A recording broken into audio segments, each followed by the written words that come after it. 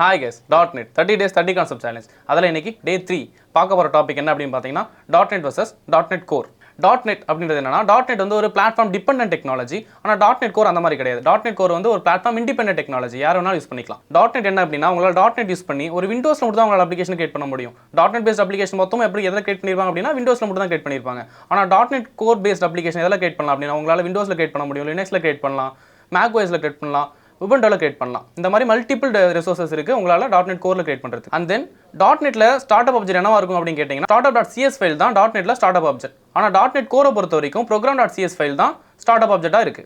.NET Coreல நமக்கு இன்னொரு பெரிய அட்வான்டேஜ் என்ன அப்படின்னு பார்த்தீங்கன்னா நமக்கு .NET Coreல www.root ஃபைல் இருக்கு. இது எதுக்காக யூஸ் பண்றோம் அப்படின்னா ஸ்டாட்டிக் ஃபைல்ஸ் ஸ்டோர் பண்ணி வச்சுக்கிறது. ஸ்டாட்டிக் ஃபைல்ஸ் அப்படின்னா நீங்க JS, CSS, videos, audios, images இதெல்லாத்தையும் ஸ்டோர் பண்ணி வச்சுக்கலாம். நீங்க அதே .NETல நமக்கு அந்த ஃபெசிலிட்டி கிடையாது. அதில் நீங்க எப்படி ஸ்டோர் பண்ணணும்னா தனித்தனியாக ஸ்டோர் பண்ணி வச்சிருக்கணும். எல்லாமே ஒரே இடத்துல இருக்கிறதுனால உங்களுக்கு காம்பாக்டா இருக்கும். தேங்க்யூ.